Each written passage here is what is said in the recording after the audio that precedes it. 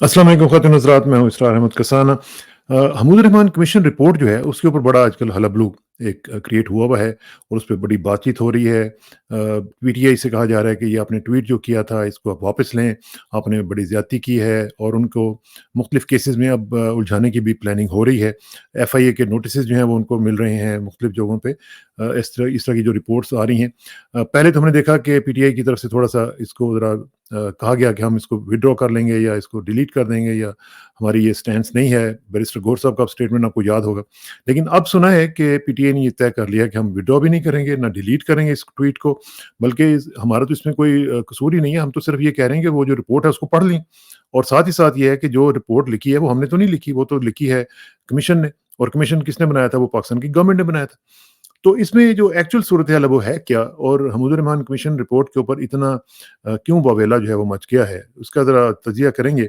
और मैंने आज ख़ुसूसी तौर पर दावत दी है एक ऐसी शख्सियत को जो कि पोस्ट 71 इरा जो है उसका वो हिस्सा रही हैं। वो जानते हैं कि क्या-क्या चीज़ें चलती रही हैं और बहुत करीब से उन्होंने इन मामलात को देखा है और डिप्लोमेसी और सियासत दोनों चीज़ें जो है वो ऑब्ज़र्व करते रहे हैं। तो मेरी मुराद जो है वो एम्बेसडर करामतुल्लाह गौहरी साहब के साथ है, जो कि एम्बेसडर भी रहे हैं, बड़े ममालिक में उन्होंने बड़ा ज़बरदस्त तरीके से पाकिस्तान को सर्व किया है और शायर भी हैं, ऑथर भी हैं। उनसे ज़रा बात करते हैं। हियर कम्स करामतुल्लाह गौहरी साहब। अस्सलाम वालेकुम गौहरी साहब।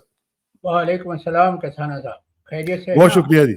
अल्हम्दुलिल्लाह, अल्हम्दुलिल्लाह आपको देख के ज़्यादा खुशी होती है और आपसे सीखने का मौका मिलता है जी। बहुत-बहुत शुक्रिया। Thank you very much. तो गौहरी साहब, इसमें मैं चाहूँगा कि इस हमीद रहमान कमीशन रिपोर्ट से जाने से पहले 1-2 चीज़ें मैं चाहूँगा कि ज़रा गवर्नमेंट की जो गवर्नेंस है, क्योंकि जो गवर्नमेंट होती है वो गवर्नेंस की वजह से ही गवर्नमेंट होती है ना। तो जो गवर्नेंस है हमारी, वो ये हालत हो गई हुई है कि प्राइम मिनिस्टर साहब ने कहा जी कि हम प्राइसेस जो हैं वो खत्म इनकी डाउन करेंगे, पेट्रोलियम प्राइसेस ₹15 के करीब। लेकिन जब वो अनाउंसमेंट हो गई तो पता चला जी कि वो तो उनकी बात ही नहीं मानी गई और इंतहाई सूखी के आलम में उनको फिर विथड्रॉ करना पड़ा और वो 4 पे कोई 95-75 पैसे जो हैं वो उसका वो रेज़ हुआ। सॉरी, उसको कम किया गया। कम किया। दूसरी चीज़ जो है वो मैं आपको बताना चाह रहा हूँ कि जो आप ही के फ़ील्ड से रिलेटेड है, वो ये है कि इस्लामाबाद में नेपाली एम्बेसडर की जो वाइफ़ हैं, वो गुम हो जाती हैं। आप अंदाज़ा लगाइए कि इस्लामाबाद जैसा जो कैपिटल है हमारा, वहाँ पे एक एम्बेसडर की वाइफ़ जो है, वो गुमशुदा हो गईं और फिर बड़ी तगो-दो के बाद सुना है कि F9 पार्क के किसी स्पोर्ट्स कॉम्प्लेक्स में वो पाई गईं और पता नहीं क्या थी, मुझे तो उसकी रिपोर्ट अभी तक मिली नहीं है। लेकिन ये जो गवर्नेंस का ये जो आलम है, क्या ये आपको लगता है कि कोई हमारे पाकिस्तान में कोई गवर्नमेंट नाम की कोई चीज़ है जी? हुकूमत जिसको कहते हैं, वो है या एग्ज़िस्ट नहीं करती? नहीं, वो कसाना साहब, आपने सुना होगा वो पुरानी कहावत, अंधेर नगरी चौपट राज। हाँ। तो अंधेर नगरी है, चौपट राज है। और क्योंकि अ, इक़्तिदार की मसनदों पर उन लोगों को बिठाया गया है जिनको कौम मुस्तरद कर चुकी है। देखिए, हुँ। 8 फरवरी अभी कोई दूर की बात नहीं है। अभी अब आपके मुल्क में आम इंतखाबात हुए थे जी हाँ। और उन इंतखाबात के नतीजों को जिस तरह से बदला गया, जिस तरह से डॉक्टर किया गया, जिस तरह से उनकी इंजीनियरिंग की गई, तो वो लोग जिनको कौम मुस्तरद कर चुकी थी, कह चुकी थी वाशगाफ अंदाज में कि हमें ये अपनी क़यादत के लिए मंजूर नहीं है।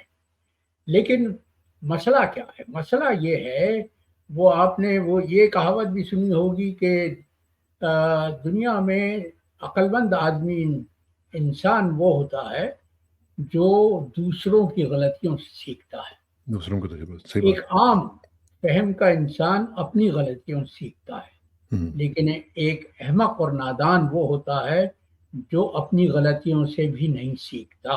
वाह! क्या बात! और हम वो कौम हैं जो अपनी गलतियों से सीखने के बजाय उनको बार-बार दोहराने पर मजबूर है। वो आपको याद होगा, वो अमेरिका का एक दानश्वर था जिसने ये कहा था कि जो कौम अपनी तारीख़ को याद नहीं रखती, वो तारीख़ उसको उसे याद नहीं रहती। बार-बार दोहराती रहती है। हुँ, हुँ। और मैं आपको आइंस्टाइन का वो कौल भी याद दिलाता चलूँ। उसने कहा था कि पागलपन की वाज़ेह अलामत ये हुँ। है कि आप एक ही तजुर्बे को बार-बार बार-बार करते करते रहें, इस उम्मीद पर कि इस बार नताइज मुख्तलिफ हो गए। तो देखिए, वो तारीख के मुतालिक कहा जाता है कि जब वो अपने आप को दोहराती है तो पहली बार तो वो एक मजाक होता है, एक मज़हका होता है, लेकिन दूसरी बार जब दोहराती है तो वो अलमिया होता है। हाँ, और हम वो कौम हैं जो मनो अन उसी तारीख को दोहरा रहे हैं जो जिसके नतीजे में हमने अपना मशरकी बाजू गंवा दिया था। हाँ, आपको याद है 1970 के जो इंतखाबात थे, उसमें भी अवाम ने भारी अक्सरियत से शेख मुजीबुर रहमान की पार्टी अवामी लीग के हक में फैसला दिया था। जी हाँ, लेकिन उस वक्त भी जो बरसर इक़्तिदार थे वो हमारे इस्टेब्लिशमेंट के लोग थे, हमारे फौजी हुकाम थे, फौजी डिक्टेटरशिप थी। तो उन्होंने उस फैसले को मुस्तरद कर दिया और ताकत के ज़रिए से अपने आप को मनवाना चाहा। उस ताकत का जो हशर हुआ है वो हमने अपनी आंखों से देखा, दुनिया ने देखा। और मुझे याद है कि मैं उस वक्त मनीला में था, फिलीपींस में। अच्छा जी, और मेरे सफ़ीर जो बंगाली थे वो बांग्लादेश के हक में वो तो बांग्लादेश के लिए डिफेक्ट कर गए थे, तो मैं अकेला था। और जो जंग हो रही थी उसके नतीजा आपने देखा कि उस वक्त तक हमारा रेडियो पाकिस्तान यही कहता रहा कि हमारी फ़ौजें मशरक़ी महाज पर डटी हुई हैं और वो शिकस्त मानने के लिए तैयार नहीं हैं, जबकि उस वक्त की क़यादत ने ये फैसला किया कि हिंदुस्तान की भारतीय सेना के सामने हथियार डाल दिए जाए। तो ये तारीख सबको मालूम है, ये कोई ज़्यादा बात नहीं है, कोई 54-55 बरस पुरानी बात है। तो लेकिन आज भी ताकत के ज़रिए से, धौंस और धांधली के ज़रिए से अपनी बात को मनवाने की कोशिश हो रही है। और आपने जिक्र किया हमीदुर रहमान कमीशन रिपोर्ट का, तो हमीदुर रहमान कमीशन रिपोर्ट में तो नाम लेकर बाकायदा कहा गया था कि इन लोगों पर खुली अदालत में मुकदमा चलाया जाए। और उसमें जो नाम सरे फहरिस्त था वो उस वक्त के सदर जनरल याह्या खान का था। उसके अलावा कुछ नाम दिए गए थे कि इन पर कोर्ट मार्शल की कार्रवाई की जाए इनके खिलाफ। कुछ के नाम के लिए कहा गया था कि इनके खिलाफ महकमा जाती कार्रवाई करनी चाहिए। कुछ के खिलाफ ये कहा गया था कि इन्होंने अपने फर्ज मनसबी को उस तरह से नहीं निभाया जिस तरह से निभाना चाहिए था। और उसमें जो नाम इन लोगों की फहरिस्त में, जिनका मैं कह रहा हूँ कि उनके मुताल्लिक कमीशन ने कहा था कि इन्होंने अपने फ़राइज़ की अदायगी में कोताही से काम लिया है, गफलत से काम लिया है, जो नाम सरे फहरिस्त था वो जनरल राव फरमान अली का था। बिल्कुल। राव फरमान अली बाद में जनरल ज़ियाउल हक के दौर में उनकी नाक का बाल थे। बिल्कुल वजीर भी रहे थे। तो आपकी तारीख, तो वो जो इकबाल ने कहा था ना कि गरीब व सादा और रंगी है दास्तान हम, तो आपकी तारीख भी रंगीन है। और रंगीन है उन शुहदा के खून के छींटों से जिनको आपने ताकत के ज़रिए से दबाना चाहा और अपनी मर्जी को अक्सरियत की मर्जी पर मुसल्लत करना चाहा। देखिए मसला क्या था, मसला ये था कि पाकिस्तान की आबादी में जब 1970 के इंतखाबात हुए हैं, और उन इंतखाबात के मुताल्लिक कहा जाता है कि वो पाकिस्तान की तारीख के सबसे साफ और शफाफ इलेक्शन थे। वो साफ और शफाफ इलेक्शन इसलिए होने दिए गए थे कि उस वक्त के फौजी हुक्मरान जनरल याह्या खान को ये मशवरा दिया गया था कि आप इंतखाबात होने दीजिए, इनके नतीजे में कोई भी सियासी पार्टी वाज़ेह अक्सरियत हासिल नहीं कर सकेगी और आप کنگ میکر کا رول ادا کریں گے. یعنی آپ کا اقتدار، آپ کا جو منصب ہے وہ جوں کا توں رہے گا، اور آپ وہ شطرنج کی بساط پر مہرے آپ چلائیں گے. اٹھاتے رہیں گے. ہم، لیکن نتائج نے ان تمام توقعات کو غلط ثابت کر دیا، اس لیے کہ مشرقی پاکستان کی آبادی مغربی پاکستان کے زیادہ مقابلے میں کہیں زیادہ تھی. ہم، وہ 56% تھے اور آپ کا 44% تھے. جی تو جمہوریت کا بنیادی اصول کیا ہے کسانہ صاحب؟ جمہوریت کا بنیادی اصول اکثریت یہ ہے کہ اکثریت حکومت کرتی ہے، بے شک. اکثریت کے فیصلے کو منظور کیا جاتا ہے. لیکن آپ نے تو اور میں بار بار کئی پروگراموں میں یہ کہتا رہا ہوں کہ مشرقی پاکستان کی علیحدگی، پاکستان کے مشرقی بازو کا کٹنا دنیا کی تاریخ میں اپنی قسم کی واحد مثال ہے. ہم، وہ یوں کہ اکثریت کو مجبور کیا گیا کہ وہ پاکستان لگ سے علیحدگی کا مطالبہ کرے، علیحدہ ہونے پر مجبور ہو جائے. دنیا کے بیشتر ممالک میں، کئی ممالک میں ہاں اس قسم کی اقلیتیں تحریکیں آتی ہیں. کہتی ہیں کہ اقلیتیں آزاد ہونا چاہتی ہیں، اقلیتیں اپنے آپ کو منوانا چاہتی ہیں. لیکن یہاں تو اکثریت کے لیے ایسے حالات پیدا کر دیے گئے کہ وہ علیحدہ ہونے پر مجبور ہو گئے. ہم، اور اب بھی وہی تاریخ دہرائی جا رہی ہے. دہرائی جا رہی عوام نے تحریک انصاف اور عمران خان کے حق میں واضح فیصلہ دے دیا تھا. اس 8 فروری. فیصلے کو رد کیا گیا، اس فیصلے پر اپنی رائے کو مسلط کیا گیا. اور آج بھی کیا ہو رہا ہے؟ ابھی 2 دن پہلے جو کمانڈرز فارمیشن جی ہاں میٹنگ ہوئی کانفرنس ہوئی. ہے، اس میں کہا گیا کہ پاکستان میں ڈیجیٹل ٹیررزم کے خلاف کارروائی کی جائے گی. اب آپ ہاں دیکھیے، آپ سوشل میڈیا کو ڈیجیٹل ٹیررزم سے کے مترادف قرار دے رہے ہیں. آپ ان لوگوں کو جو اپنی رائے کھل کے ہاں اظہار کرتے ہیں ان کو آپ دہشت گرد کہہ رہے ہیں. یہ تو بدنصیبی کی انتہا ہے کہ آپ اپنے ملک میں آئین اور قانون کو تو پس پش ڈال دیں. آئین یہ کہتا ہے کہ ملک کے ہر فرد کو تقریر اور تحریر کی آزادی حاصل ہے، یہ بنیادی حق ہے جمہور کا.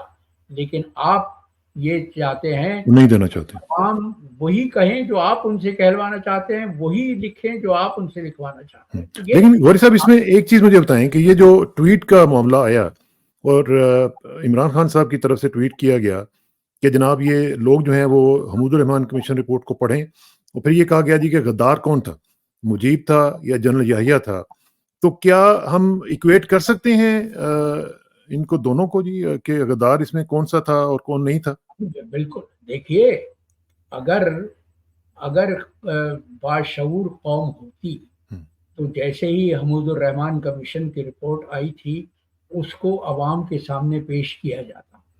اور اس کے اوپر ایکشن لیا جاتا. عوام کی اطلاع کے لیے تھی نا وہ، ہاں کہ بالکل. آپ کے ملک پر حکمرانوں کا رویہ، حکمرانوں کا طریقہ کیا رہا ہے. لیکن اس رپورٹ کو تو سرد خانے میں ڈال دیا گیا. پہلے تو بھٹو صاحب نے اس پہ سیاسی انجینئرنگ کی، کیونکہ ان کے خلاف جو کمیشن نے جو فیصلہ دیا تھا اس کو تو مکمل طور پہ حذف کر دیا گیا.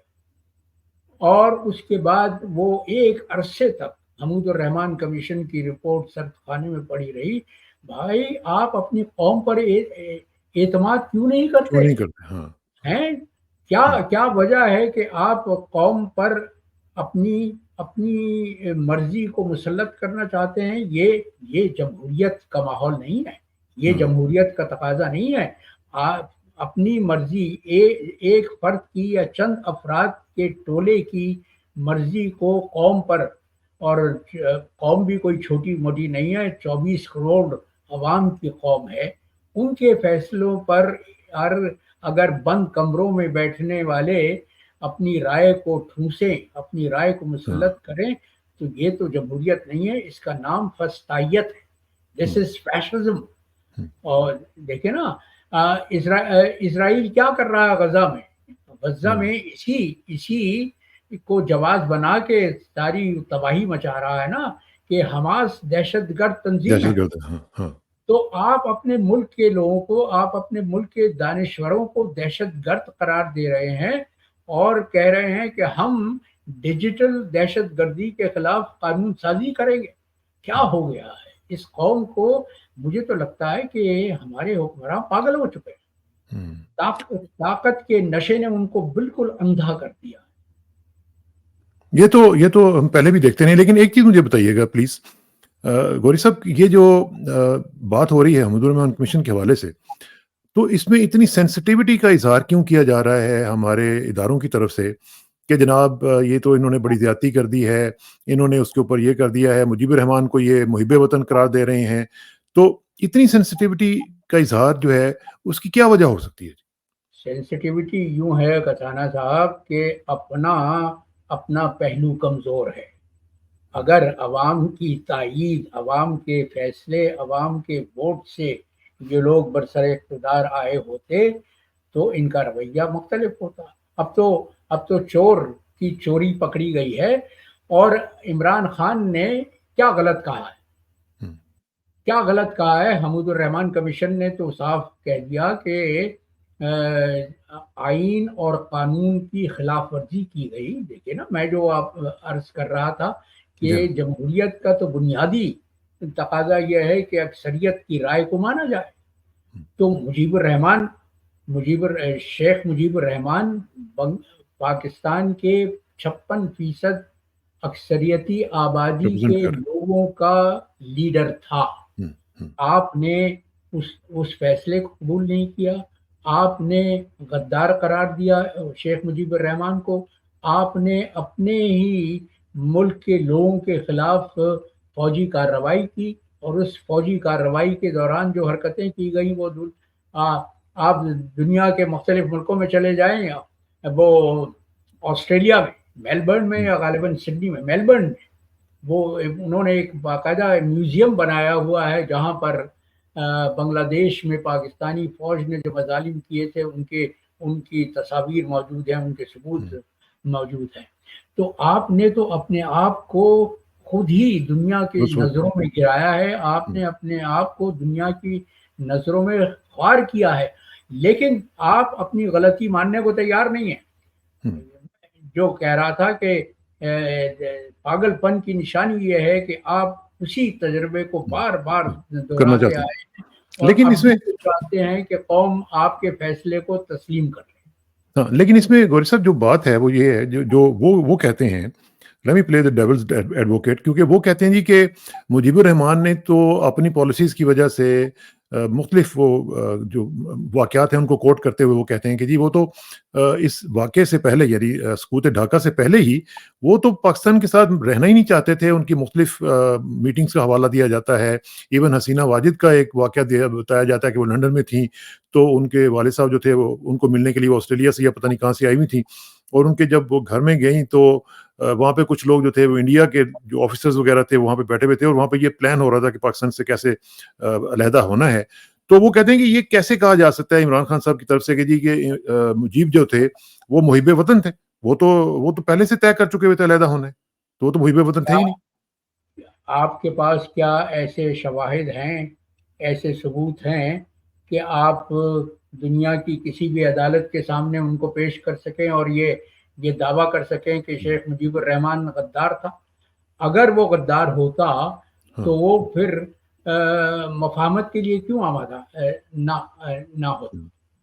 مفاہمت کے لیے آمادہ تھا. وہ تو ڈائلاگ 6 پوائنٹ بھی انہوں نے جو دیے تھے، وہ تو 6 پوائنٹ تھے اور وہ مطالبہ جائز تھا. اس لیے کہ پاکستان کا، میں کسانہ صاحب میری پہلی تعیناتی امریکہ میں بطور وائس کونسل کی تھی نیو یارک میں 68 سے اور 71 تک میں وہاں پہ تھا. تو میں جانتا ہوں کہ امریکہ میں سب سے بڑی ہماری جو ایکسپورٹ تھی وہ جھوٹ کی تھی، وہ پٹسن جھوٹ. اور وہ زمین مشرقی پاکستان کی سونا اگلتی تھی، لیکن وہ جو سونا تھا وہ استعمال ہوتا تھا مغربی پاکستان میں. تو اور آپ کو یاد ہوگا کہ اس وقت بھٹو صاحب نے جب ملٹری ایکشن شروع ہوا ہے 25 مارچ 1971 کو، اس کے بعد وہ جب ڈھاکہ سے واپس کراچی پہنچے ہیں تو انہوں نے کیا کہا تھا؟ انہوں نے کہا تھا خدا کا شکر ہے کہ پاکستان بچ گیا. آپ کا یہ رویہ اس لیے کہ آپ بنگالیوں کو کمتر درجے کا انسان سمجھتے تھے، ان کو حقیر سمجھتے تھے، اور آپ کو یہ قبول نہیں تھا کہ آپ کی رہنمائی، آپ کے ملک کی قیادت کوئی بنگالی وزیر اعظم کرے. حالانکہ پاکستان بنانے والوں میں وہ سب سے آگے تھے، سب کچھ انہوں نے یہ کیا تھا. اس کے باوجود یہ آپ نے بہت اچھا کیا، مجھے یاد دلا دیا کہ دیکھیے ہم اپنی جنگ آزادی کی تاریخ کی ابتدا کہاں سے کرتے ہیں؟ 1857 جنگ آزادی کی، جس کو انگریز نے غدر قرار دیا.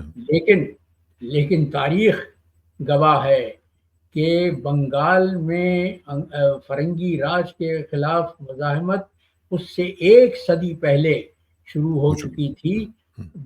پلاسی کی جنگ جو نواب سراج الدولہ اور فرنگیوں کے درمیان، ایسٹ انڈیا کمپنی کے درمیان ہوئی، وہ 1757 میں تھی. 1857 کی جنگ آزادی سے پورے 100 برس پہلے. اور پلاسی کی جنگ میں نواب سراج الدولہ کی پیٹھ میں چھرا گھونپنے والا کون تھا؟ آپ کو معلوم ہے؟ اور انہی کا وہ جو اقبال نے کہا تھا کہ جعفر از بنگال صادق از دکن، ننگے دین ننگے وطن. اسی میر جعفر کا پڑ پوتا تھا اسکندر مرزا، جس نے 1958 میں ماشاء اللہ لگایا، جو یہ نہیں چاہتا تھا کہ جمہوریت پاکستان میں جڑ پکڑے، مضبوط ہو، ہے نا. یہ تو اسکندر مرزا اور ایوب خان کی ملی بھگت تھی، جس کے نتیجے میں 7 اکتوبر 1958 کو پاکستان پر پہلا مارشل لا لگایا گیا. اور پھر وہ جو کہا جاتا ہے کہ انقلاب سب سے پہلے اپنے بچوں کو کھاتا ہے، تو یہ ہوا کہ 20 دن کے بعد پھر اسکندر مرزا کا بوریا بستر بھی لپیٹ دیا گیا، اور ایوب خان اور ان کے جو عسکری ساتھی تھے، جو وقائے کار تھے، وہ پر مسلط ہو گئے. اور اس کے بعد وہ پھر 10-11 برس تک حکومت کرتے رہے. تو آپ کو اس میں کوئی شک نہیں ہے کہ مجیب الرحمان جو تھے وہ محب الوطن تھے، ان کی وطن کے ساتھ محبت میں آپ کو کوئی کسی قسم کا کوئی ڈاؤٹ نہیں ہے؟ مجھے کوئی شائبہ نہیں ہے، مجھے کوئی شبہ نہیں ہے. اور غالباً وہ آخری دم تک کوشش کرتے رہے، جب تک کہ ان کے ہاتھ سے چیزیں نکل نہیں گئیں، وہ کوشش کرتے رہے کہ کسی طریقے سے پاکستان کے اندر رہتے ہوئے اپنے حقوق جو ہے وہ لے لیے. رحمان کو تو آپ نے لا کے یہاں مغربی پاکستان میں قید کر دیا تھا، تو اس بیچارے کو تو یہ معلوم ہی نہیں تھا کہ 16 دسمبر 1971 کو پاکستان ٹوٹ گیا تھا، پاکستان 2 لخت ہو گیا تھا. وہ تو بعد میں جب اس کو پتا چلا تو اس کی رکھوالی کرنے والے جو سپرڈنٹ پولیس تھے، انسپیکٹر پولیس تھے، انہوں نے بیان دیا کہ شیخ مجیب الرحمان باقاعدہ رو پڑا تھا اس اطلاع پر کہ پاکستان 2 لخت ہو گیا، اور اس نے کہا کہ مجھے جانے دو، میں اپنی قوم سے خطاب کرتا ہوں اور کہتا ہوں کہ وہ انہوں نے غلط فیصلہ کیا ہے. تو یہ ہم دیکھیں نا، یہ تو طاقت کا زوم ہے کہ آپ کسی بھی محب وطن کو غدار قرار دے دیں.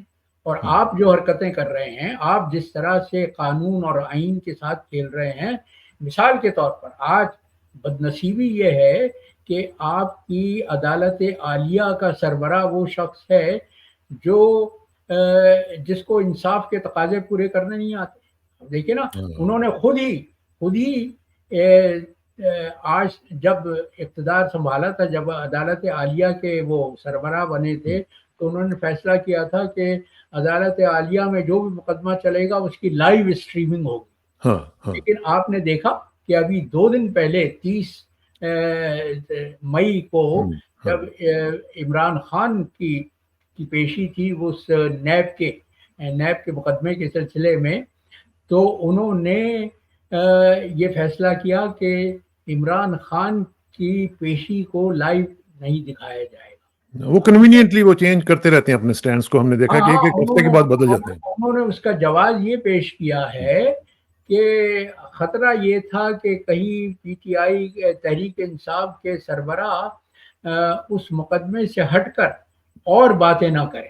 یعنی آپ اتنے خائف ہیں. آپ دیکھیے نا، آپ ایک فرد سے ان ایک کی تصویر سے بھی شخص سے اتنے خائف ہیں کہ پاکستان کی تاریخ میں پہلی بار ہم 28 مئی کو یوم تکبیر تو مناتے آئے ہیں.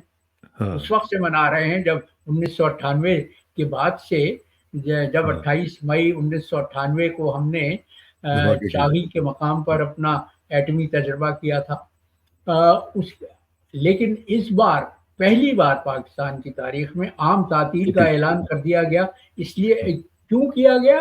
کیونکہ اس دن وہ عدالت عمران خان کا کیس لگا ہوا سنانے والی تھی جو عمران خان کا سائفر کیس کا. ہاں ٹھیک ہے. اچھا غوری صاحب، آخر میں مختصراً یہ مجھے بتائیں کہ ایک یہ بھی ریلیٹڈ ہے آپ سے بیک گراؤنڈ کے، کیونکہ آپ نے ساری زندگی جو ہے وہ کشمیر کا ایشو کو ٹیک اپ کیے رکھا ہے اور آپ اس کے اوپر ڈیفینڈ بھی کرتے رہے ہیں. ابھی ریسنٹلی ہم نے دیکھا کہ عدلیہ میں ایک سٹیٹمنٹ دی گئی. آپ کو معلوم ہی ہے کہ ایک شاعر جو ہیں احمد فرحات صاحب، آپ کی طرح کے وہ بھی شاعر ہیں، وہ اس وقت غائب ہوئے ہوئے ہیں. ان کا کچھ پتہ نہیں ہے. پتہ تو ہے کہ وہ آزاد کشمیر میں ان کو بھیج دیا گیا ہوا ہے اور وہ ابھی تک ملے نہیں ہیں. ان کی حالت بھی کافی خراب ہے، سی ایم ایچ وغیرہ میں بھی ان کو کوئی علاج ان کا ٹھیک نہیں ہو رہا. لوگ کہہ رہے ہیں کہ ان کو شاید پوائزن بھی کیا جا رہا ہے. اچھا، لیکن اس کی جو کاروائی ہو رہی تھی اس میں انہوں نے کہا جی کہ ہم وہاں پہ کچھ نہیں کہہ سکتے کیونکہ کشمیر جو ہے، آزاد کشمیر جو ہے، وہ ایک فورن ٹیریٹری ہے. تو مجھے یہ بتائیں کہ جو فورن ٹیریٹری ہے تو پھر ہمارا جو سٹینس ہے وہ ہے کیا، اور فورن ٹیریٹری میں پھر رینجرز کیسے ہم نے بھیج دی، یہ بھی ایک کوشچن ہے. تو اس میں ذرا تھوڑا سا ٹیکنیکل اور ڈپلومیٹک لیول پہ مجھے بتائیں کہ ان رینجرز کو جس طرح سے وہاں سے نکالا گیا ہے وہ بھی دیکھیں. آپ نے دیکھی ہوگی کہ وہ جو غالب کا شعر یاد آ گیا کہ نکلنا خود سے آدم کا سنتے آئے ہیں لیکن بہت بے آبرو ہو کے تیرے کوچے سے. تو جس طرح سے رینجرز وہاں سے نکلے ہیں. دیکھیے، اگر آپ یہ کہیں کہ فورن ٹیریٹری ہے تو پھر آپ کیسے کشمیر پر اپنا حق جتا سکتے ہیں؟ کیسے کشمیر کا مقدمہ لڑ سکتے ہیں؟ آپ تو یہ کہتے ہیں نا کہ ڈسپیوٹڈ ٹیریٹری ہے، کشمیر متنازع علاقہ ہے، ایک ڈسپیوٹڈ ٹیریٹری ہے. اور آپ کے جس دن سے مودی نے 5 اگست 2019 کو اپنے مقبوضہ کشمیر کی جو اسپیشل اسٹیٹس تھا اس کو ختم کیا ہے، اس کے بعد سے آپ دنیا بھر میں یہ احتجاج کرتے رہے ہیں کہ مودی سرکار نے جو کچھ بھی کیا وہ غلط تھا. تو آپ ایک ڈسپیوٹڈ ٹیریٹری کو، جس کے متعلق آپ یہ کہا کرتے ہیں کہ جب تک کشمیر پاکستان کا حصہ نہیں بنتا اس وقت تک پاکستان کا وجود نامکمل ہے. اس خطے کو، اس علاقے کو آپ یہ کہہ رہے ہیں کہ یہ تو فورن ٹیریٹری ہے. اور دلچسپ بات یہ ہے کہ وہیں سے تعلق رکھنے والے ہماری فارن سروس میں، ہماری سول سروس میں بھی آتے رہے ہیں. بالکل آتے رہے. مثال کے طور پر اس وقت جو U S ambassador U S میں جو ہیں وہ مسعود خان، وہ تو میں جب بیجنگ میں منسٹر تھا تو وہ ہمارے 3rd سیکرٹری تھے وہاں پہ. اس کے بعد جب جو فارن سروس سے ریٹائر ہوئے، وہ اس کے بعد وہ آزاد کشمیر کے صدر رہے، اور اس کے بعد آپ نے ان کو اپنا امریکہ میں سفیر نامزد کر دیا. تو آپ ایک غیر ملکی کو امریکہ میں اپنا سفیر کیسے نامزد کر سکتے ہیں؟ تو یہاں سے ثابت ہوتا ہے کہ کوئی گورننس یا کوئی ان کی حکمت عملی کچھ نہیں ہے. عجیب سے لوگ ہیں. باتیں ہیں خزانہ صاحب، مسئلہ خیز اپنے آپ کو ذلیل کروا رہے ہیں، اپنے آپ کو رسوا کروا رہے ہیں. وہ جو جگ ہنسائی کے موضوعات ہوتے ہیں تو پاکستان کی دنیا میں جگ ہنسائی ہوتی ہے. اللہ تعالیٰ ان کو ہدایت دے. غور صاحب اس کے اوپر انشاءاللہ گفتگو کا سلسلہ جو ہے وہ جاری رہے گا اور مختلف ایشوز کے اوپر آپ کی جو انسائٹ فل انالیسس ہے وہ ہم لیتے رہیں گے انشاءاللہ. آپ کا بہت بہت شکریہ. جلدی آپ سے ملاقات ہوگی جی انشاءاللہ. جلدی کریں. بہت شکریہ. Thank you sir. Thank you.